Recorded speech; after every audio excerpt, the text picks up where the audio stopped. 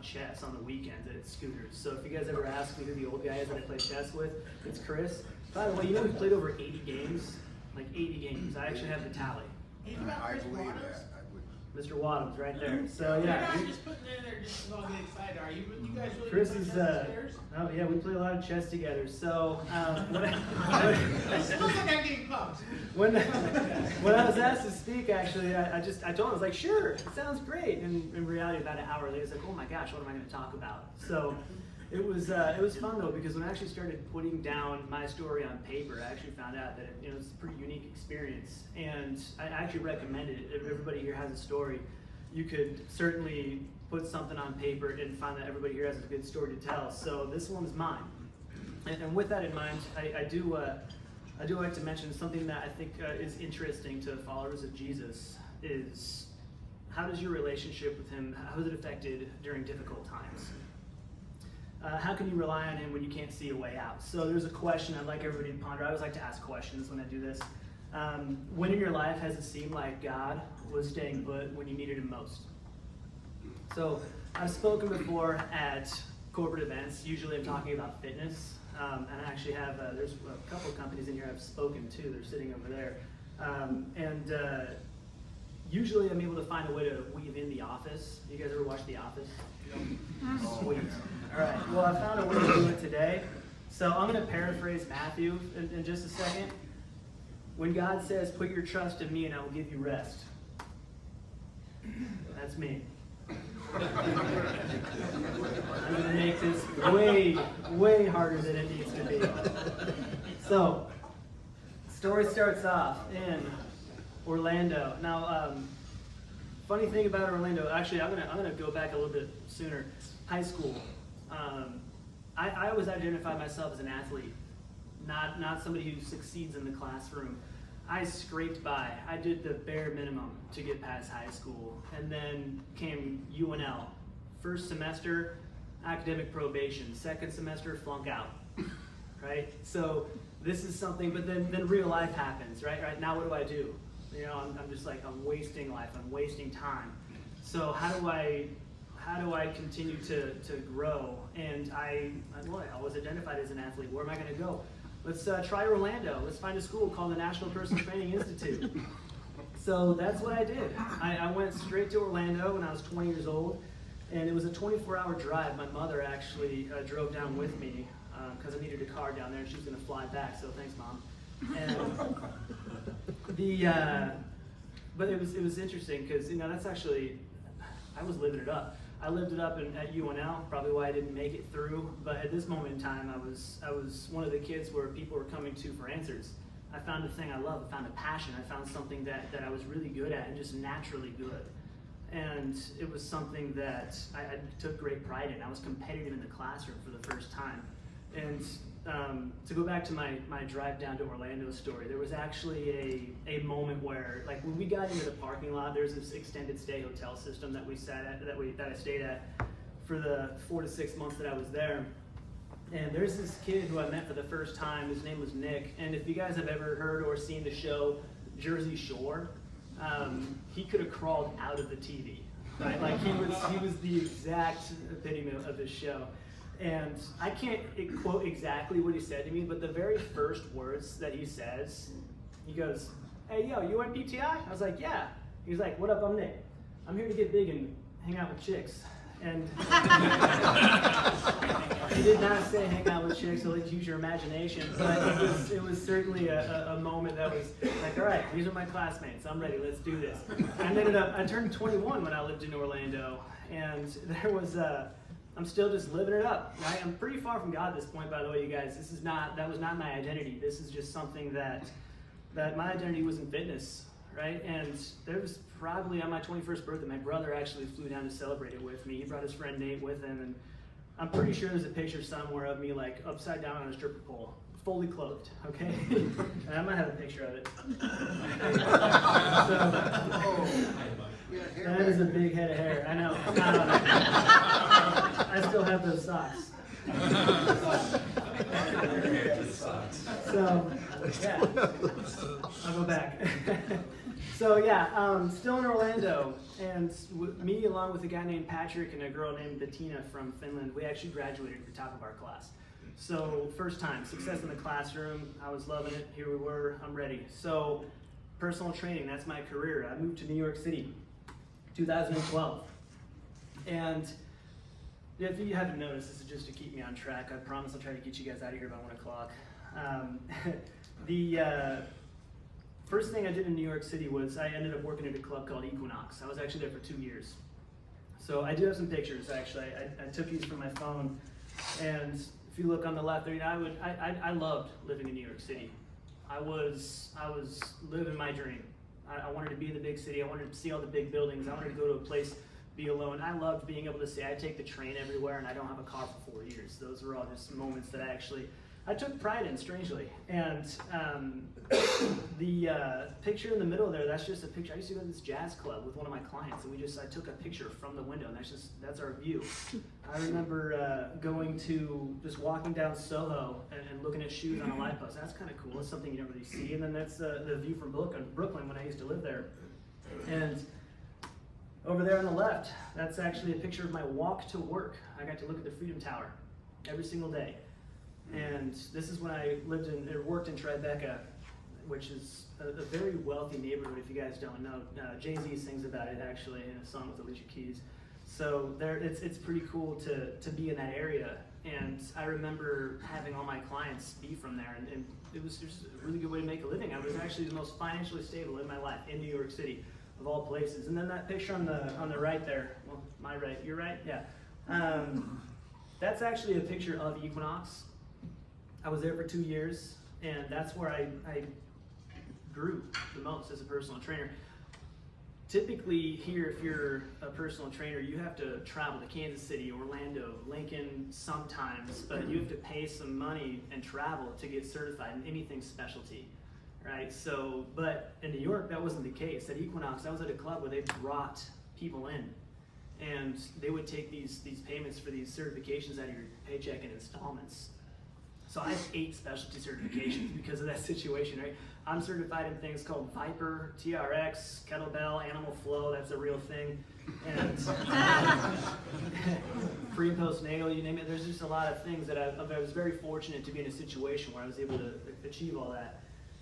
And then the story kind of take a little turn here. So I went to live in Brooklyn. Now that's a whole nother story how I ended up in Brooklyn.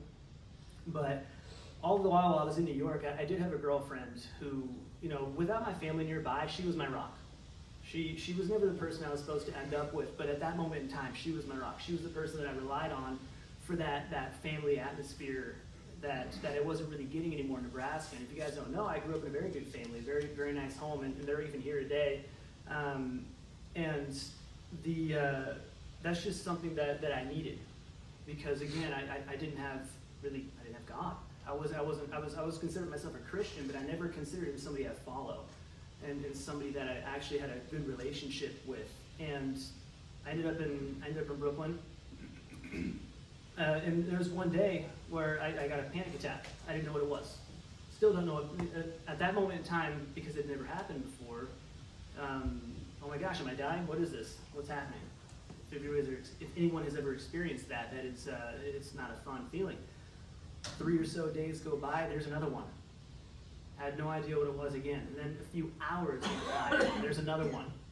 And this went on for a couple weeks, and then I started to develop some sort of an anxiety of when is this next attack? What's going on? When is this next feeling? Because I still didn't know panic attacks at the time.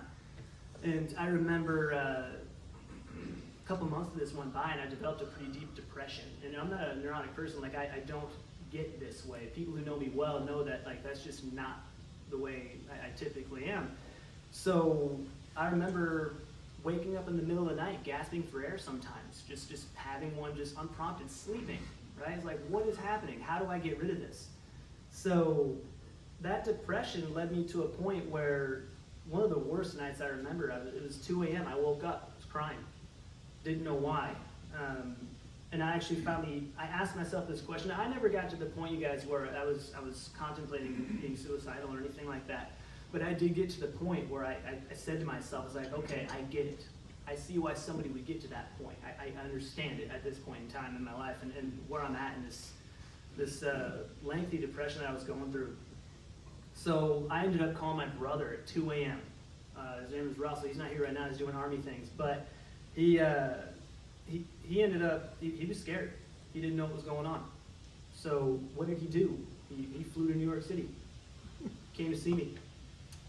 And it was probably 3 or 4 months since I had felt safe, comfortable, a feeling of like not feeling dread.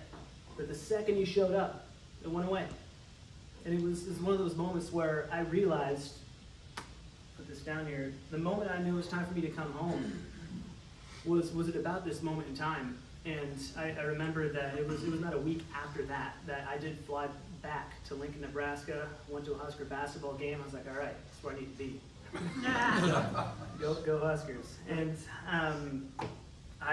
so I do believe that God puts you in a crisis sometimes, and he does that to get you where you need to be. You know, a biblical example of that is, I mean, Jesus did tell his disciples to go onto a boat after feeding 5,000 people, you know, and then what happened? The waves came up. They were in crisis. They thought it might be over, and then there he is walking on water. And it was a moment that was one of my crises. You know, like he put me in crisis, but here I am. I'm where I'm supposed to be. So I got to Lincoln, and I actually ended up started to go to church. I found a church called Christ Lincoln, and it's actually where my sister was a member, and that's actually how I found it. We grew up Lutheran, and you know, I did feel the Holy Spirit come over me one day, and I remember exactly how it felt. Driving in the car, I need to go to church. I just need to find something, because this isn't right. This is not how I want to feel all the time. Because, you know, it didn't go away immediately when I came back to Lincoln, but it did slowly. But church is what got me out of it. I remember going and meeting a couple there that was very kind to me and introduced me to the right people, where I got involved in something called high school ministry. And right now, I've been doing that 6 years later. I'm still doing high school ministry. It's a really good blessing to be able to be with these high school kids as they grow in their faith journeys. And I started becoming in the fitness industry, a pretty good fitness manager. My success actually led me to want to open up Movement Academy. So I'll describe that a little bit. We did my personal training department with my personal trainers. We ended up being the #1 club in the company in terms of year-over-year growth in just the fitness department. And so that inkling, that itch started to go like, all right, I got to start my own business. So can I do this by myself? Do I need to be a part of another club? And that is why I decided that Movement Academy was the way I wanted to go. So it's funny though, because I remember I ended up quitting my job. It was one of the more difficult phone calls I had to make. I called the VP of the company. He was my direct superior at the time. And I was actually supposed to go down to Wichita, which is the headquarters of this. It's Genesis Health Club here in Lincoln, if you guys have heard of it. And amazing company, by the way, but it just wasn't my dream to work for another company. I wanted to start a gym. And I was supposed to accept an award, Fitness Department of the Year. So called him up. This is 2 days before the Christmas party, and I said, listen, I don't feel comfortable accepting this award. I am starting my own club, and it's going to be right here in Lincoln. And I just thought that was the right thing to do. But that was December 2019. I quit my job. Hello, COVID. So COVID-19 comes in. Now, I think we heard about it in maybe January. It's like, hey, there's this thing that's happening. It might be a problem here. Who knows, right? And then March, we get shut down. So the plan, you guys, I am not staying on track. There we go. So we're getting through. The plan was to open in June, and that would have been 2020. But we said, let's wait. Let's wait till 2021. That's when it's all going to be back to normal, right? I think 2021 is going to be a great year. So January 5th, that right there is when we opened Movement Academy. Now, that was a moment of great joy. I do remember for the first time what it felt like when we opened our doors, even though it was delayed. the construction went through. That was a fun experience. My father, thank you for building that for me. That was a great experience just because I remember I felt gratitude in a different way. I saw paying customers when it went from my register to the bank account. Like when I see this thing happen for the first time, those were moments like, you guys are helping somebody's dream come true right now. Those are the moments of gratitude that I felt. And it was a great moment of joy for me. I remember the very first time, and all of our memberships and personal trainers, like, what was the plan? The plan is to get like 1 million members in the first month. I got 73. I had to settle. It was still pretty good. 73 members in my first month, and here we are. We're rolling. We're ready to go. My vision, my dream, it's coming true. This is going to be the moment where everything fell into place. I can't wait to break even in my first 3 months. Gosh, that was silly. How would I know, that what was happening was happening, and then 2021, this is my year. Bye-bye COVID. But it did not go away. COVID lingered. Masks were again required. And then a couple weeks went by without a new member. I remember the first time, actually it was the first time doubt crept in. It's probably actually late 2 months in. We went about 2 months without getting a new member. Apparently I had all of the ones in the Haymarket who were willing to join. I got them right away. So I figured I had enough advertising. I was just there, I was the only gym in the Haymarket at the time. The Y closed down, nothing else was there. And it was a moment where, there's my doubt. How am I gonna hit payroll? How am I gonna hit rent? When are they gonna kick me out? I actually said that to myself a few times. How am I supposed to pay a loan or reward my investors who believed in me and the vision? Every week it seemed like there was something new to worry about, and that worry can be crippling. It leads to burnout. It leads to a ton of problems. And I remember all the while, give me a second here. All the while here, I'm still attending church, thinking I'm doing things the right way, but I was like, I like to call myself a spiritual infant at this point in time. I was somebody who, I would ask myself the question, God, why are you not helping me?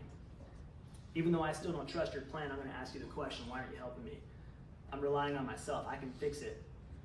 That's the only option, right? God's not gonna come down, he's not gonna put money in my register, so it's on me. I'm the person, I know you're there, but I know I'm on my own. These are the things I told myself. So what are we gonna do? We're gonna shift. COVID's not going away. How am I gonna shift the business model? Well, we decided to increase membership prices and focus mainly on personal training. We don't have enough members, we gotta increase our ARM. Our ARMs is average revenue per member. It's an acronym, I like to use it at Movement Academy. And how do you increase the ARM? Well, you focus on the high dollar options, right? That's personal training. So personal training, man, this is looking good. We're shifting. Memberships we're making more now because they're more expensive. We're putting a huge focus on advertising and personal training, and we're starting to see a huge push. And I was like, yes, I did it. And then what happened was our personal training was doing well, but now our membership is going down. So all that progress I made in personal training, then membership on this side just started dropping. So I'm back to square one, back to even. So I remember the first time we went to a new month, and Movement Academy had less numbers in that month than it did the month before. First time that happened was not a good moment for my psyche. I didn't think that was ever gonna happen. I mean, I knew that it might one day, but I just wasn't ready for it. So, well, that's okay, God. I know you're there, but it's still on me. I got this. We added a new thing called Level Method. So that was our next shift. Level Method is personal training in a group setting. Now, we had what I like to call the expensive option personal training, and then the cheap option, which would have been just the membership. And what's the middle option? What are the people who don't want to do personal training because they don't want to pay that much, but also want more than just membership? Well, we created a program called Level Method, and it's actually a pretty cool little system. This here's a picture of a program that we have where, if you look at the white section there, you think of yourself as like a white belt in martial arts. So you go all the way over to the black belt, right? That's where you are for like really advanced exercise. Now this is just a system of placing, right? If you are in the orange, we try to get you to the blue in like 3 months, but those are all just like analytics and exercise and how do you hit that without going too deep into that. There was only one problem with level method is that, I mean, while it was successful, it was doing well for us and still is, we still don't have the traffic that we need to make this thing work. So people are still not coming back to work. It's and by coming back to work, I mean required to be in the office 5 days a week. That just isn't a thing that exists in the Haymarket right now. I don't know that it ever will come back, but that's okay. That's just the situation that we're in. So if you could imagine at this point my negative thoughts, I'm not enough. I failed everyone. Why can't I be more like this person or that person, somebody who's really succeeded in business? And I'll say that without getting too heavy, Movement Academy is not here anymore, okay? But there was a moment in time where I could look at the business account and I could see it say negative $16,000. It was in these moments where I would eat peanut butter for dinner because I just did not, I didn't have it. I didn't know how. Now, before you think I have a great family, I could have gone home and I could have said, all right, guys, let's have a meal, because I still would have kept that secret. I don't have money to pay for dinner. So, but what would that do? That would be to worry. Or at least that's what I told myself. The real reason I was just embarrassed, right? But there's ego. My old friend, nice to see you. Ego. So, and on top of that, I had to consider how much gas was I going to spend, right, just to make it home. I know exactly the amount of trips it takes me to get from home to work on a full tank. Those are the types of, that's the type of math I used to do, just to make sure that I could make it to the next time I would pay myself when payroll hit. And I was doing everything I could to not spend any money. Now, I could have let people know, I'm $16,000 in the hole. They've helped me in the past. But this is my trial. I didn't want to burden anybody else. So I didn't even remember to pray at this moment in time. Or I didn't want to. I was out of answers again. If I'm being honest, I didn't believe God would do anything about it. So I was alone and I chose to be that way. But then eventually everything changed. Everything changed in my faith, in my prayer life. So I don't know if you guys have ever had this moment, but a moment of just a pure moment where the God of the Spirit just comes over you. You know, feeling so intense. I'm talking to like where God, he's hugging you deeply, and you just feel that Spirit over you. It's like a blanket, you know, and he's just saying, he's telling you, I'm here, I'm your hope. I remember two moments above all others. The first one was when I went back to church, and the second one, the greatest one, was this one. I remember sitting at my desk, what it was like in my like moment of complete surrender. It was in this moment where I was just broken down to the point where I saw a way out, and my prayer life just changed. I was tired of worry. I couldn't do it anymore. I was looking for an answer, and it finally struck me. God, obviously, he's the answer, right? He's the thing I've been searching for. He's always been there, and I've always known that, but I've never followed. And I always needed to know the finish line. That was my biggest roadblock. Where's the finish line? I can trust you if you show me that.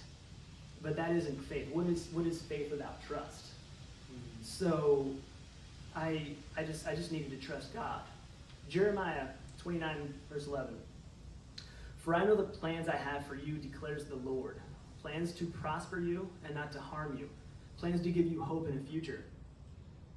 And I took out a journal. That verse meant a lot to me. I took out a journal and I just started to write a letter to God.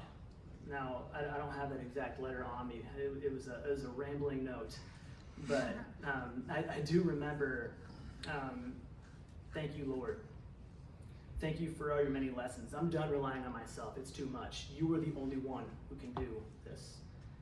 I still don't even know what it looks like, but that's what faith is. I don't need an answer because, like I said earlier, what is faith without trust? I'm always out of answers. The only answer I need to right now is to rely and just trust on your promise, God. So there's another verse that I like to read. Psalm, it's 119, verse 71. It is beneficial to me that I have been afflicted, that I may learn your statutes. Afflictions, they reveal our character, and they shape it and they form it. And that's what God was doing to me.